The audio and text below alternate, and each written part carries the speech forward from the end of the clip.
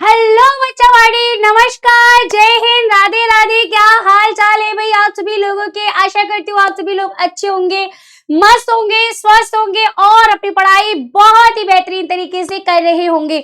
तो मैं शिखा मिश्रा आप सभी का स्वागत करती हूँ आपकी हिंदी की कक्षा में। तो चलिए करते हैं आज की क्लास को स्टार्ट, जिसमें हम लोग बहुत ही मजेदार, बहुत ही इंटरेस्टिंग चैप्टर जो कि है हमारा महादेवी वर्मा जी का गिल्लू, है ना। तो इस चैप्टर को हम बहुत अच्छे से समझेंगे, पढ़ेंगे और आप लोगों ने कहीं ना कहीं अपने टाइम में, यानी आप लोग अपने किसी न किसी भी पशु से या हो सकता है पक्षी, हो सकता है किसी न किसी से प्रेम करते होंगे, तो आप इस चैप्टर से कनेक्ट भी कर पाएंगे। ठीक है, तो चलिए स्टार्ट करते हैं आज की हम क्लास को। ठीक है, जिसमें आज की क्लास में सबसे पहले हम करेंगे क्या, हम इसमें करेंगे लेखिका परिचय, यानी हम जो महादेवी वर्मा जी का परिचय है, जीवन परिचय है, वो जानेंगे। फिर पूरे पार्ट को करेंगे और उसके क्वेश्चन आंसर्स भी आज की क्लास में हम कवर करने वाले हैं। ठीक है, तो चलिए देखते हैं इस चैप्टर को अच्छे से। अच्छा, एक और चीज, आज की कक्षा के और सभी कक्षा जो भी मैं आपको क्लासेस कराती हूँ कि वो सारी कक्षाओं के जो चैप्टर्स हैं, यानी इसकी पीडीएफ है, वो आपको हमारे पीडब्ल्यू के ऐप पर मिल जाएंगी। तो आप जाकर वहां से इसे क्या कर सकते हैं, डाउनलोड कर सकते हैं। ठीक है, चलिए तो बात करते हैं महादेवी वर्मा जी की। तो महादेवी वर्मा जी को आधुनिक काल की मीरा कहा जाता है बेटा। क्या कहा जाता है? आधुनिक काल की मीरा। अब जैसे विद्या की देवी सरस्वती जी को कहा जाता है, वैसे ही हिंदी साहित्य की जो देवी आप कह सकते हो, या हिंदी के विशाल मंदिर की जो देवी हैं, वो महादेवी वर्मा को ही कहा जाता है।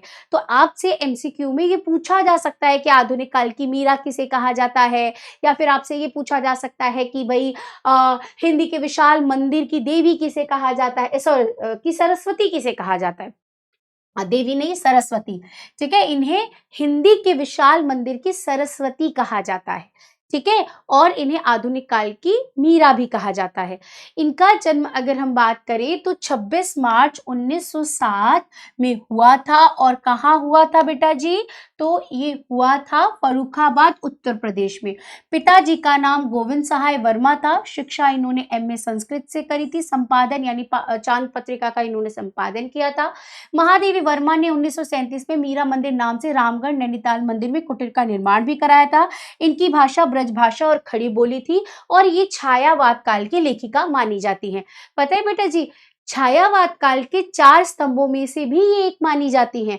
छायावाद काल जिसे शुक्ल काल भी कहा जाता है। जैसे अभी आप लोग भारतेंदु युग, द्विवेदी युग के बारे में पढ़ते हो ना, वैसे ही उसके बाद का एक युग आया जिसे हम शुक्ल युग या शुक्ल युग या छायावाद काल के नाम से जानते हैं। ठीक है, अब इसके बाद एक और काल आया जिसको हम शुक्ल उत्तर यानी शुक्ल के बाद का काल या छायावाद उत्तर यानी छायावाद काल के बाद वाला काल कहा जाता है।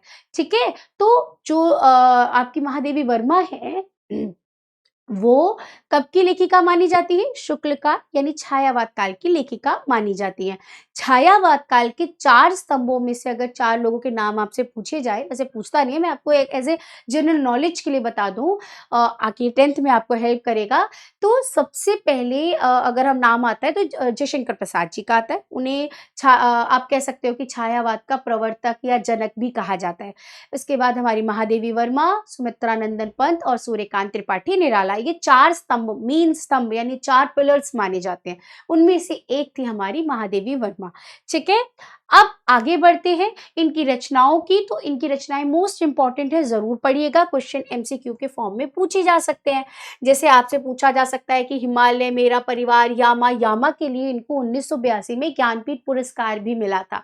ठीक है, अतीत के चलचित्र, स्मृति की रेखाएं, सप्तपर्णा, निहार, रश्मि, नीरजा, दीप शिखा, श्रृंगार की कड़ियां, अग्निरेखा, संदनी, परिक्रमा, पथ के साथी, शरदा, चिंतन, केशर, ये इनकी रचनाएं हैं। ठीक है, उत्तर प्रदेश विधान परिषद की ये सदस्य भी रही थी और 11 सितंबर 1987 में इनकी मृत्यु हो जाती है। ठीक है, अब इसी चीज को मैंने यहाँ पर डिटेल में दिया है, आप इसे एक बार पढ़ लीजिएगा। ठीक है, यह आपको हेल्प करेगा। चलिए अब हम बढ़ते हैं इनके पूरे टॉपिक पर, जो कि हमारा मेन चैप्टर है गिल्लू। देखो जैसे कि आप लोगों ने अपने घर में छोटा-सा पपी रखा हो, उसको पाला हो, है ना? या फिर कोई तोता पालता है, कोई बिल्ली पालता है, कोई खरगोश पालता है, कोई चूहा पाल लेता है ना? अब ये मत कहना मैम हमने शेर पाल रखे हैं, क्योंकि बहुत सारे बच्चे ऐसे जब हम क्लास लेते हैं ना, तो उसमें बच्चे होते हैं मैम मैंने तो शेर पाल रखा है, तो मैं कहती हूँ इतना भी मत फेंको कि पकड़ा ना जा सके, है ना? लपेटा ना जा सके। तो मतलब ये ऑब्वियसली आप लोगों ने यही सब पाले होंगे। तो उनके साथ कितना अच्छा अटैचमेंट सा हो जाता है ना, फिर ऐसा लगता है कि मतलब ये हमारे कितने अपने से हो जाते हैं। तो यहाँ पर जो महादेवी वर्मा जी हैं, उन्होंने भी बहुत सारी जीव-जंतुओं को अपने घर में पाल रखा होता है, ठीक है? तो उनका एक और ऐसा ही जीव आ जाता है गिल्लू, गिल्लू मतलब गिलहरी। उसके साथ उनकी बहुत अच्छी बॉन्डिंग होती है और फिर क्या होता है कि किस तरह से उनका मिलन होता है, उससे उसके साथ कैसी बॉन्डिंग होती है और फिर उसका कैसे अंत हो जाता है, ये पूरी कहानी इस चैप्टर के अंदर चल रही होती है। तो चलिए इसको अच्छे से हम पढ़ते हैं, ठीक है? च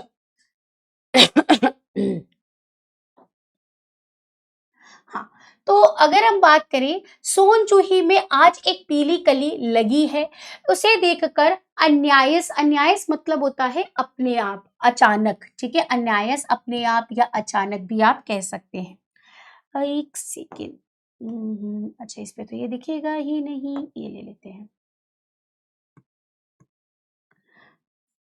रेड ले लेते हैं, ब्लू, अचानक। ठीक है? ही उस छोटी सी जीव का स्मरण हो आया, स्मरण मतलब याद, ठीक है? याद हो आया जो इस लता की सघन हरितमा, सघन मतलब होता है एकदम गहरी और हरितमा मतलब हरियाली, ठीक है? हरियाली, ठीक है? मैं छिपकर बैठा था और फिर मेरे निकट पहुंचते ही कंधे पर कूदकर मुझे चौंका देता था। पर मुझे कली की खोज रहती थी, पर आज उस लघु प्राणी की खोज है। लघु मतलब छोटे, प्राणी मतलब जीव, छोटे से जीव की आज खोज है। तो इस पूरी पंक्ति में वो ये बताती हैं कि सोन जूही का उन्होंने क्या है, एक तरह का पौधा होता है बेटा, जैसे आप गुलाब का पौधा रखते हैं ना, वैसे सोन जूही का था। तो जो महादेवी वर्मा थी उनको गार्डनिंग का बहुत शौक था, तो उन्होंने अपने घर में सोन जूही का पौधा लगाया था। तो वो हमेशा उस सोन जूही के पौधे में ये कली ढूंढने जाती थी कि कब इसके अंदर कलियां आएंगी, कब फूल आएंगे। तो क्या होता था कि उनके पास एक गिलहरी थी, वो हमेशा क्या करती थी, उसके अंदर छुपी रहती थी और जैसे ही महादेवी से होता है ना छिपन छिपाई खेलते हैं, है ना?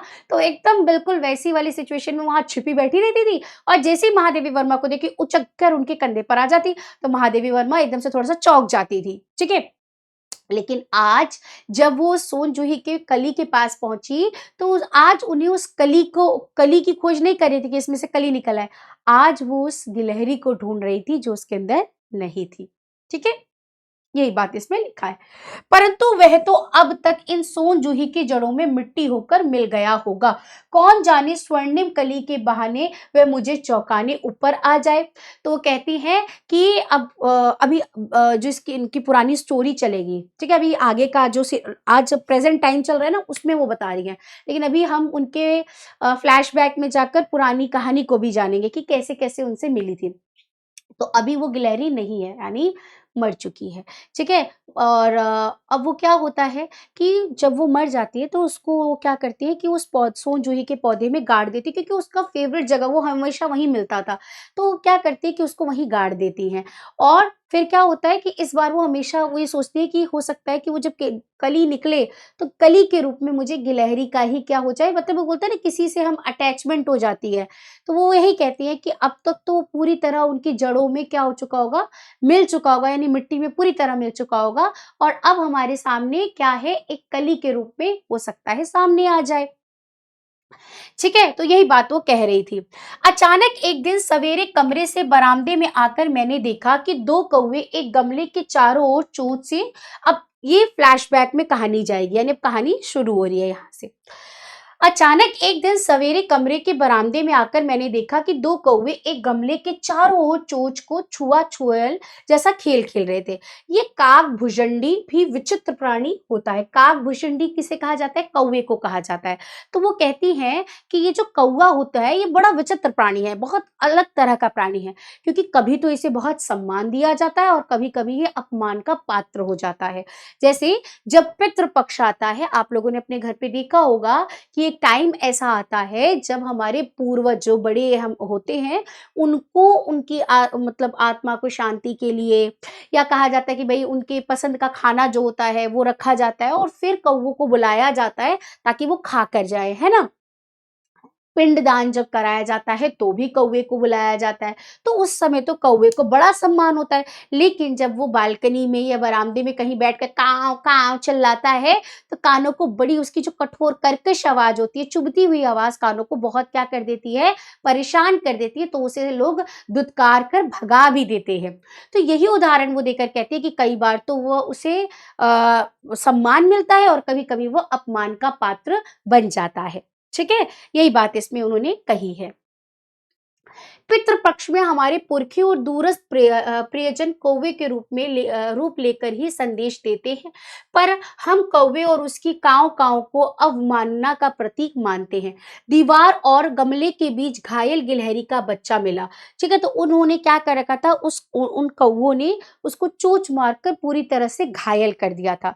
तो दीवार और गमले के बीच में वो पड़ा हुआ उनको मिलता है। ठीक है, जिसे कौवे ने चोंच मारी थी, सबने उसे असहाय मान लिया।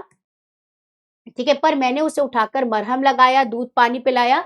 कुछ दिन में वह स्वस्थ होकर मेरी उंगली पकड़ने लगा। 3-4 महीने में उसकी सुंदर और चंचलता सबको भाने लगी। हमने उसका नाम गिल्लू रखा और खिड़की पर झूला बना दिया। ठीक है, और फिर क्या हुआ कि उन्होंने उसका बहुत ज्यादा उसका दवा पानी करी, उसको दूध पानी पिलाया, तो वो ठीक होने लगा। 2-3 दिन में वो पूरी तरह ठीक हो गया और फिर वो हमेशा महादेवी वर्मा की उंगली पकड़कर उनके साथ ही रहता था। और उसकी जो चंचलता थी उससे क्या थे, महादेवी वर्मा और उनके घर के सभी लोग बड़े खुश रहते थे। ठीक है, तो वो उन्हीं के साथ रहने लगा था, तो वहां पर उन्होंने एक झूला टांग दिया था और उसी में उसको रख दिया था। ठीक है, 2 वर्ष तक गिल्लू का घर उसका झूला ही था। वह समझदार और चंचल था। मेरा ध्यान पाने के लिए पर्दे पर दौड़ता चढ़ता उतरता। कभी कभी मैं उसे लिफाफे में रख देती, जहां से वे चमकीली आंखों से मुझे देखता रहता। भूख लगने पर चिक चिक करता और काजू बिस्कुट मिलने पर बाहर निकलकर पंजों से पकड़कर खा लेता। वसंत आने पर गिल्लू बाहर की गिलहरियों से जुड़ने को उत्सुक दिखा। अब क्या होता था कि 2 साल तक भई वो उसी उसी झूले के अंदर उसका घर बना था, उसी में वो रहता था। और फिर क्या होता था, महादेवी वर्मा का अपनी ओर ध्यान आकर्षित करने के लिए, जैसे महादेवी वर्मा कुछ काम कर रही हैं, तो अपना मतलब वो सोचता था कि ये मुझे कैसे देखेंगी, तो क्या करता था, पर्दे पर चढ़ता उतरता, जब तक महादेवी वर्मा उनको देख ना ले। तो ये सारी हरकतें करता, फिर वो उसको पकड़ कर एक लिफाफे में डाल देती थी। फिर जब उसको भूख लगती तो चिक चिक चिक चिक चिक करता कि मतलब कुछ खाने को दो। तो महादेवी वर्मा उनको काजू या फिर बिस्किट उसके आगे रख देती थी और फिर वो क्या करता था, बड़े आराम से पंजे से अपने खींच के कुतुर कुतुर कुतुर कुतुर खा लेता था। ठीक है, इसके बाद बसंत आने पर गिल्लू क्या, अब बसंत आ गया था और वो बड़ा भी हो रहा था धीरे धीरे, तो वो हमेशा बाहर देख रहा था। तो महादेवी वर्मा को ये फील हुआ कि हो सकता है ये बाहर जाना चाहता है, तो वो खिड़की का एक कोना काट देती है ताकि वो बाहर जा सके। ठीक है, बाहर की गिलहरियों से जुड़ने को उत्सुक दिखा, इसलिए मैंने जाली खोलकर उसे मुक्त कर दिया। बाहर खतरे भी थे, पर वह रोज लौटकर कमरे में आ जाता और मेरे पैरों पर दौड़ लगाकर स्नेह जताता। ये उसका नित्य का क्रम हो गया था। यानी क्या होता था कि वो जाता और बाहर अपना दौड़ वौड़ लगा के और फिर मेरे पास आ जाता था और फिर मेरे पास मतलब पैर से लेकर सिर तक दौड़ लगाता था। कहने का अर्थ है कि उसे बाहर जाता भी तो था, तो फिर भी वो वापस आ जाता था। इतना प्रेम वो महादेवी वर्मा से करता था। गिल्लू दिन भर बाहर गिलहरियों के साथ खेलता, ठीक 4 बजे लौटकर अपने झूले में आ जाता था। ठीक है, और फिर उसे मुझे चौंकाने का शौक था, हरदम वो उनको चौंका देता था। कभी फूलदान में, कभी पर्दे पर, तो कभी सोनजूही की पत्तियों में छिप जाता था। ठीक है, अब इस पे आपसे जो रेखांकित करके पूछा था ना, उसी से क्वेश्चन पूछा जा सकता है। तो आपसे पहले या तो संदर्भ पूछेगा, फिर व्याख्या और उस पर कोई अन्य प्रश्न। ठीक है, तो संदर्भ आप कैसे लिखोगे, मैं एक संदर्भ आपको बता देती हूँ, पूरे चैप्टर के अंदर वही संदर्भ रहेगा। ठीक है, तो प्रस्तुत अवतरण पाठ्य पुस्तक हिंदी गद्य में संकलित एवं महादेवी वर्मा द्वारा लिखित गिल्लू नामक पाठ से अवतरित है, यानी वहां से लिया गया है। ठीक है, अब इसमें आपको व्याख्या करनी होगी, तो व्याख्या में आप आराम से लिख देंगे, मैंने भी आपको समझाया भी था। ये सोन जूही की पीली कली लेखिका को गिल्लू की याद दिलाती है, जो इसी लता में छिपकर बैठता था। अचानक लेखिका के कंधे पर कूदकर उन्हें चौंका देता था। अब गिल्लू के ना होने पर लेखिका उसे खोजती है, सोचती है कि वह शायद सोन जूही की जड़ों में मिट्टी में मिल गया होगा। वह कल्पना करती है कि शायद वह पीली कली के रूप में फिर से उन्हें चौंकाने आया हो। गिल्लू को कहाँ समाधि दी गई? तो गिल्लू को उसी सोन जूही की लता के नीचे समाधि दी गई थी, जिसे वह जीवन भर खेलता रहता था। ठीक है, आगे, मेरे पास बहुत से पशु पक्षी हैं। फिर आगे कहानी बढ़ती है। मेरे पास बहुत सारे पशु पक्षी, यानी उनके पास बहुत सारे पशु पक्षी थे, पर उनका मुझसे लगाव भी कम नहीं है, मतलब वो भी मुझसे बहुत लगाव रखते थे, परंतु उनमें से किसी को मेरे साथ मेरी थाली में खाने की हिम्मत नहीं होती थी। पर गिल्लू ऐसा था जो मेरी थाली में बैठ जाता था खाने के लिए। ठीक है, ऐसा मुझे स्मरण नहीं होता, मतलब मुझे ऐसा याद नहीं आता कि कोई मेरे साथ मेरी थाली में बैठकर खाया हो। पर गिल्लू उनमें से अपवाद था। अपवाद का मतलब होता है बेटा एक तरह से कंट्रोवर्सी कह सकते हो, उसमें एक कह सकते हो कि सिर्फ गिल्लू इसमें ऑप्शनल था। ठीक है, गिल्लू को सिर्फ एक ऐसा गिल्लू ही था जो खाना खा सकता था, मतलब वो खुद बैठ जाता था, बाकी और किसी में ऐसी हिम्मत नहीं थी। ठीक है, मैं जैसे ही खाने के कमरे में पहुंचती, वे खिड़की से निकलकर आंगन की दीवार बरामदा पार करके मेज पर फुदक से पहुंच जाता था और मेरी थाली में बैठ जाना चाहता। बड़ी कठिनाई से मैंने उसे थाली के पास बैठना सिखाया। वो थाली में आके बैठ जाता था, तो फिर वो कहते नहीं यहाँ बैठो, थाली के पास उसे बैठना सिखाती थी। ठीक है, मैंने उसे थाली से के पास बैठना सिखाया, जहां बैठकर वह मेरी थाली में से एक एक चावल उठाकर बड़ी सफाई से खाता था। एक एक उठाता खाता रहता था। ठीक है, काजू उसका प्रिय खाद्य था और कई दिन तक काजू ना मिलने पर वह अन्य खाने की चीजों को लेना बंद कर देता था। कितना देख रहे हो, काजू खाता था सिर्फ, और अगर उसको कोई और चीज दे दो तो एकदम जिद, नहीं नहीं खाऊंगा, खाना ही छोड़ देता था। ठीक है, देखो ऐसे तो कोई भी जीव जंतु हो, इतनी ज्यादा उनके अंदर बोलते हैं ना एटीट्यूड दिखाना, मतलब किसी से जिद करना नहीं आता उन्हें, तो बस पेट भरना आता है। लेकिन जब उन्हें प्यार मिलता है, जब अपनापन मिलता है ना, तो वो उनसे जिद भी करते हैं। तो यहाँ पर गिल्लू भी महादेवी वर्मा से बहुत प्रेम करता था और महादेवी वर्मा भी उससे करती थी, तो कहीं ना कहीं वो अपने प्रेम को जिद के माध्यम से दिखा लेता होगा, है ना। यही बात थी। मेरे अस्पताल में रहने के दौरान, अब देखो एक बार क्या होता है कि महादेवी वर्मा का एक कार दुर्घटना में, मतलब क्या होता है, दुर्घटना हो जाती है और उनको काफ़ी चोट आती है, जिससे की वजह से वो काफ़ी टाइम अस्पताल में रहती हैं। ठीक है? तो उस दौरान गिल्लू दूसरों से काजू लेकर भी नहीं खाता, मतलब जब वो अस्पताल में थी तो कोई दूसरा उसे आकर काजू देता तो वो काजू नहीं खाता था। लौट कर जब मैंने उसका झूला साफ किया तो वह काजुओं से भरा मिला। इससे पता चला कि उसने कई दिनों तक बहुत कम खाना खाया, मतलब उसको मेरी याद में उसने खाना भी छोड़ दिया था। सोचो कितना प्रेम करता होगा महादेवी वर्मा से। तो अब संदर्भ सेम रहेगा, व्याख्या मैंने आपको समझा दिया, आप यहाँ से आराम से पढ़ लीजिएगा। ठीक है, बहुत सिंपल पंक्तियां हैं, आराम से आप उनकी व्याख्या कर पाएंगे। ठीक है, कि लेखिका बताती है कि उनके पास कई पशु पक्षी थे जिनसे वो प्रेम करती थी, परंतु गिल्लू उनमें से विशिष्ट व्यवहार करता था, यानी सबसे अलग व्यवहार करता था, और वह एक ऐसा प्राणी था जो उनकी थाली में बैठकर खाने की हिम्मत रखता था। गिल्लू न केवल थाली से खाना चाहता था, बल्कि उनमें बैठने की भी कोशिश करता था। ठीक है, गिल्लू का सबसे प्रिय भोजन कौन सा था? तो काजू था। चलिए आगे बढ़ते हैं। आगे बढ़ती है कहानी। मेरी अस्वस्थता में, जब वो स्वस्थ नहीं थी, जब वो हॉस्पिटल से जब घर आई थी, तो जब वो अपने बिस्तर पर सोई रहती थी, तो गिल्लू बड़ी धीरे से उनके सिरहाने पर जाता और अपने पंजों से उनके बाल सहलाता था, जैसे उनका कोई क्या हो, परिचारिका हो। परिचारिका का मतलब एक तरह से आप समझ सकते हो कि उनका, बोलते हैं ना कि एक अपनापन देने वाला, कोई उनके अपने परिचय का हो, है ना, जैसे हमारे कोई अपना सगा होता है जो हमको प्यार करता है, वैसे ही वो भी उन्हें प्यार करता था। ठीक है, तो मेरी अस्वस्थता में भी वो तकिए पर सिरहाने बैठकर अपने नन्हे नन्हे पंजों से ये मेरे सिर और बालों को इतने हौले हौले सहलाया करता था कि उसका हटना एक परिचारिका के हटने के समान लगता। गर्मियों में जब मैं दोपहर में काम करती रहती तो गिल्लू न बाहर जाता न अपने झूले में बैठता। उसने मेरे निकट रहने का, एक गर्मी से बचने का एक उपाय निकाला था। कितना चतुर भी था। पता है उसने क्या करा था? वह मेरे पास रखी सुराही पर लेट जाता और उस प्रकार समीप भी रहता और ठंडक भी मिलता। सुराही एक प्रकार का घड़ा, आपने देखा है? मटका बोलते हैं, वैसे ही आपको एक पतली के आकार का सुराही मिलता है, ठीक है? उसमें पानी बहुत ठंडा रहता है।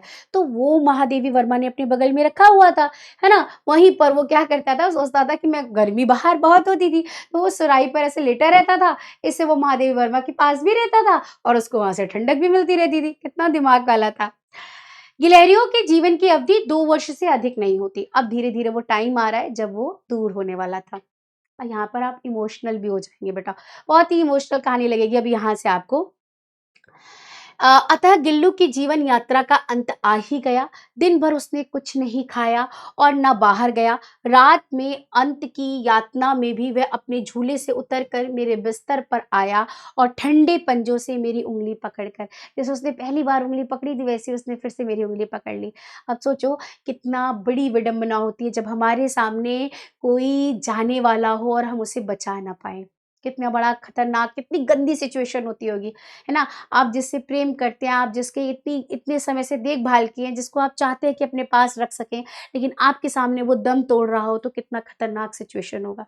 और महादेवी वर्मा जी के साथ वही होता है कि उसकी तबीयत बिगड़ जाती है, वो अपने झूले से तब भी उतर कर आता है, महादेवी वर्मा की उँगली को ऐसे आकर पकड़ कर उनके बगल में से लेट जाता है, ठीक है? और फिर धीरे, धीरे, धीरे उसकी आँखें बंद हो जाती हैं। फिर क्या होता है, ठंडे पंजों से मेरी वह उँगली पकड़कर हाथ से चिपक गया, जिसे उसने अपने बचपन की मरणावस्था स्थिति में पकड़ा था। मतलब जब वो मरने वाला था ना, उस स्थिति में भी जैसे उसने मेरी उँगली पकड़ी थी, आज वैसे ही उसने मेरी उँगली आकर पकड़ ली थी। ठीक है? पंजे इतने ठंडे हो रहे थे कि मानो जाग कर ही मतलब उसने क्या करा, मैंने जाग कर हीटर जलाया और उसे उष्णता यानी गर्मी देने का प्रयत्न करा। उसका शरीर पूरा ठंडा पड़ रहा था, तो उसको हीटर जलाकर गर्मी देने का पूरा प्रयास करा। ठीक है? जैसे होता है ना कि वो पूरी उम्मीद लगाकर जैसे आया हो कि जैसे मैंने पहली बार तुमने मुझे बचाया था, शायद इस बार भी मुझे बचा ले, है ना? इसलिए वो आकर उँगली पकड़ लेता है, पर वो उसे बचा नहीं पाती हैं। मैंने जाकर हीटर जलाया और उसने उष्णता देने का प्रयत्न किया, परंतु प्रभात की प्रथम किरण के स्पर्श के साथ-साथ वह किसी और जीवन में जागने के लिए चला गया, यानी उसकी मृत्यु हो गई। गिल्लू को उसकी प्रिय सोन जूही की लता के नीचे समाधि दी गई, यानी उसको फिर उसकी समाधि कहाँ बना दी थी? उसी सोन जूही के पौधे में, जहाँ उसको बहुत वही छिपता रहता था, तो वहीं उसको समाधि बना दी थी। आज भी गिलहरियों की नई पीढ़ी खिड़की के उस पार चहकती है और उस सोन जूही पर वसंत आता रहता है। ये विश्वास संतोष देता है कि वह किसी वसंती दिन जूही के छोटे पीले फलों में फिर से खिल उठेगा। ठीक है बेटा, तो वो उन्हें आशा है कि कभी न कभी वो फिर से इसी पौधे के रूप में मेरे सामने शायद मुझे निकल आएगा, और मतलब ऐसा थोड़ी कि उसमें से गिलहरी निकल के आएगी, मतलब वो उस कली में, उस पौधे में कहीं न कहीं उस गिल्ली को ही उसका होने का एहसास कर पाएँगी, है ना? तो किसी के साथ जब बहुत ऐसा अटैचमेंट होता है ना, तो फिर वो यादों के रूप में हम उसे अपने पास सँजो कर रख लेना चाहते हैं, है ना? और यही चीज़ महादेवी वर्मा भी करती हैं। चलिए, तो संदर्भ सेम रहेगा, व्याख्या वही आपको बताना है कि यहाँ पर गर्मी के दिनों में वही वाला कि वो क्या करता था, सुराही होती थी, सुराही पर लेट जाता था और ठंडक भी बनी रहती थी उसके लिए, और वो महादेवी वर्मा के पास भी रह लेता था। यही बात इसमें लिखी हुई है, ठीक है? डबल-डबल क्या ही है, आप इसको पढ़ लीजिएगा, ठीक है? मैंने आपको अच्छे से इसको समझा दिया था। गिल्लू गर्मी से बचने के लिए क्या करता था? तो गिल्लू गर्मी से बचने के लिए लेखिका के पास रखी सुराही पर लेट जाता था। इस तरह वह लेखिका के निकट भी रहता था और ठंडक भी मिलती रहती थी। चलिए, तो ये था आपका आज का पूरा टॉपिक, ठीक है? अब इसके क्वेश्चन आंसर्स देख लेते हैं। बहुत ही इमोशनल स्टोरी थी, ठीक है? बहुत अच्छा चैप्टर भी था और कहीं न कहीं मन को एकदम बोलते हैं ना अ, आप किसी के साथ बहुत अटैच हो, तो आपको वो फीलिंग भी दे रहा होगा कि यार होता है, जैसे किसी को आप लोगों ने देखा होगा गाँव के अंदर लोग, बहुत लोग अपने घर पे गाय पालते हैं, कोई भैंस पालता है ना? और आप शहरों में देखोगे तो लोग डॉग रख लेते हैं, ठीक है? खरगोश भी रख लेते हैं, तोता भी रख लेते हैं, तो जब उसके साथ कुछ गलत हो जाता है तो लोग बहुत रोते भी हैं, है ना? कितने-कितने दिनों तक तो खाना नहीं खाते हैं उसकी याद में। तो कोई बाहर वाला जब देखता है तो बड़ा-सा, यार जानवर ही तो था, छोड़ो ना, क्या, तो उसको समझाने के लिए पहुँच जाते हैं। लेकिन ये सही चीज़ नहीं है, इमोशंस इमोशंस होते हैं हर किसी के साथ, वो चाहे फिर जानवर के लिए हो, पशु के लिए हो, पक्षी के लिए हो, किसी के लिए भी हो, है ना? संवेदना तो आती ही, संवेदना मतलब सिम्पैथी होता है ना? तो मतलब संवेदना मतलब इमोशंस, इमोशंस तो होते ही हैं, तो वो तो आएँगे ही आएँगे। तो ऐसे में किसी को ज्ञान देने से अच्छा है कि उसको थोड़ी-सी सहानुभूति दे दो कि ठीक है, वो जहाँ है उसका एक दूसरा जीवन प्रारंभ होगा, है ना? तो ये सारी चीज़ें होती हैं।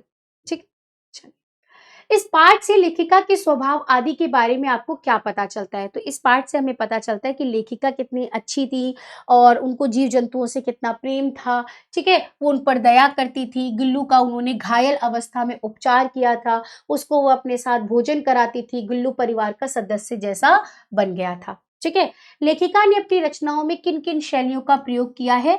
तो लेखिका ने अपनी रचनाओं में चित्रोत्मक, वर्णनात्मक शैली, विवेचनात्मक शैली और मात्रात्मक शैली, व्यंग्यात्मक शैली का प्रयोग किया है।